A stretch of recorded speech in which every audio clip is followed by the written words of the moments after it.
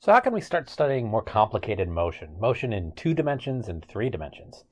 So we already know how lines work, right? We know they work like vectors. And motion in 2 and 3D, this is just lines moving at angles and circles. Okay, so they're moving in different directions. And we need to be able to account for that. And we can do that, and we can start writing vectors in different forms.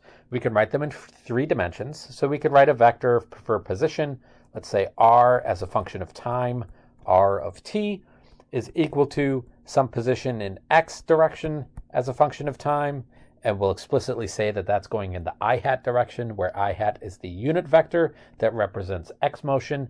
Y of t is going in kind of the y direction, and that's got the unit vector j hat to represent the y direction, plus z of t, which would be motion going in the z direction, and that'll be represented by k hat. So I can take these, and we can combine these vectors, but we have to follow the rule of vectors, right? Vectors are like Vegas. We can only add vectors that go in the same direction. What happens in the x direction stays in x. What happens in y stays in y. What happens in z stays in z. So let's say we want to add the following vectors.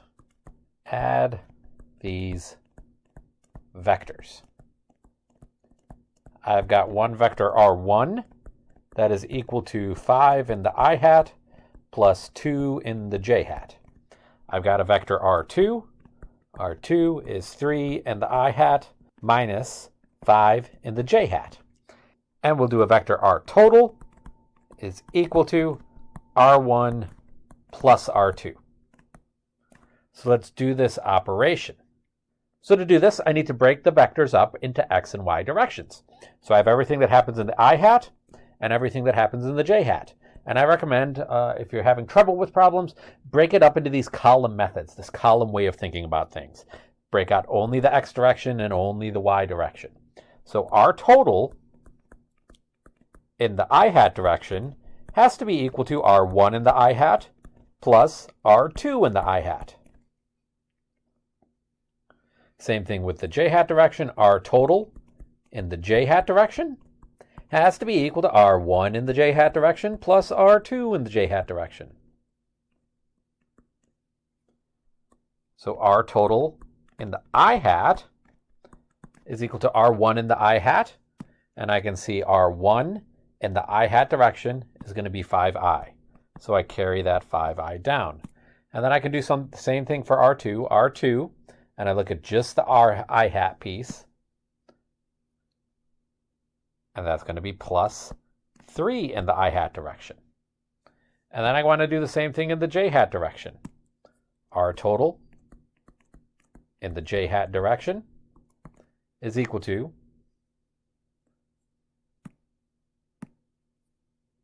r1 in the j hat direction, which is going to be that 2j, plus r2, the j hat piece, which is going to be negative 5j. So we're going to have a minus plus the negative 5j. So I can figure out what r total in the I hat is. R total in the I hat has to be the sum of these. 5i hat plus 3i hat gives me 8i hat. 5 plus 3 is 8. And r total in the j hat has to be equal to 2 minus 5, which is going to give me negative 3 in the j hat direction. So r total is the combination of these. 8 in the I hat plus negative 3 in the j hat direction. I could also write this as r total is equal to 8 I hat minus 3 j hat. So what other questions could I ask about this? I could ask you to kind of figure out what this looks like. I might ask you to draw this. So what does this vector look like, this total vector? I would draw a coordinate axis. So I have an x and y axis, x and y plane. So there's my I hat. Here's my j hat axis. And I would go over 8. So I count over 8. Maybe each one of these blocks is 2. So 2, 4, 6, 8. That'll put me right there. That would be my r total in the I hat direction. And then I would go from the end of this, I would go down, because of this negative, 3. So I have to go down 1, 2, 3. So I would go down to here. That would be my R total in the J hat. And if I look at this, this forms a triangle, forms a right triangle. And I see this nice little hypotenuse right here. There's my hypotenuse. So this is my R total. This is what it looks like. Now, what if I want to know the magnitude of R total and the direction of R total? I can get that from this diagram, from this picture. I should be able to see here that the magnitude, this is the hypotenuse of this triangle that's made from R total I hat plus R total J hat. So R total has to be equal to the sum of the squares. It's Pythagorean theorem. R total is the square root of R total I hat squared plus R total J hat squared. R total is square root of 8 squared plus negative 3 squared. So our total is 8 times 8 is 64. Negative 3 times negative 3 is 9. So the square root of 64 plus 9. Our total is the square root of 73. And that gives you right about 8.54. So that would be my magnitude. Now, how do I find my direction from this? The direction comes from this angle right here. We can call this our direction, this theta. So how do I find that theta? I need to use some trig function. I have a choice of trig functions I can use. I can use sine, cosine, or tangent. I'm going to use tangent. Tangent is the opposite side, R total J, over the adjacent side, R total I hat. So I can find this direction by writing the tangent of this triangle. Tangent of theta is the opposite side, which was R total J, over the adjacent side, which is R total I. So tangent of theta is equal to 3 divided by 8. And then to solve this, I need to take the inverse. So I take the inverse to get theta is equal to the inverse tangent of 3 over 8. Go ahead and plug that into your calculator. Make sure you're in degrees. And you'll find that theta is equal to 20.6. And that's going to be below the positive x-axis. Right? Because I have my axes drawn going over this way. This is positive x, and I'm going down, so I'm going below because my angle is going downwards. And these aren't the only characteristics of vectors that I can keep from previous lessons. We can also keep the concept of the definition of velocity and acceleration from differentials. Right? So we know velocity is dx dt. We can generalize this. And velocity in 3D, velocity vector in 3D, is going to be dr dt, where r is the general position vector that can be x in the I hat plus y in the j hat plus z in the k hat. So it represents that three-dimensional vector.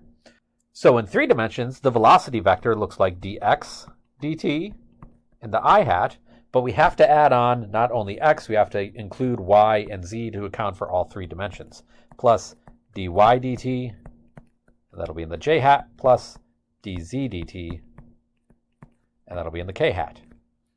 And we can extend this further, right? Because we know what the acceleration vector is. The acceleration vector, a, is the derivative of the velocity vector. So dvx dt in the I hat, plus dvy dt in the j hat, plus dvz dt in the k hat direction. Or if we want to think in terms of second derivatives, the acceleration is the second derivative of x with respect to time. Still in the I hat because these are still vectors, plus the second derivative of y position with respect to time in the j hat, plus the second derivative of z position with respect to time in the k hat direction. So we can use this, we can use these 2 different ways to find differential answers. So let's say I'm given a vector x of t is equal to 5 times t cubed in the I hat minus 2 times t squared in the j hat plus 8 times k hat. And I'm told that that's in meters. I am asked to find what is v of t and what is a of t. I can use these differential definitions. The velocity is going to be the derivative with respect to time in the x, y, and z directions, and then I take the derivative of that velocity to get the acceleration vectors. So how does that work? V of t, if I take this derivative, and I can use the power rule, where I take this 3, and the 3 comes down in front. So I have 3 times 5, and then I keep the t, and now instead of just keeping this 3, I need to take this 3 and subtract 1 from it. That is the power rule for derivatives. So that becomes a squared, and I keep the I hat. So I have my 2 times my 2 times my t. I raise it to the second power. I need to do 2 minus 1, which just gives me 1 in the j hat direction, plus 8 times, oh, there's no t here. So what I can do, we can imagine that we get rid of that k hat direction for just a moment, and we take this and we raise t to the 0 in the k hat direction. So now this t to the 0 gives me 1, so this is still just 8 k hat. I bring the 0 out front, and then I see that that's 0 times 8. So that's just going to go away. So there's no k hat component to this velocity. Now I can write this out. I can multiply everything out.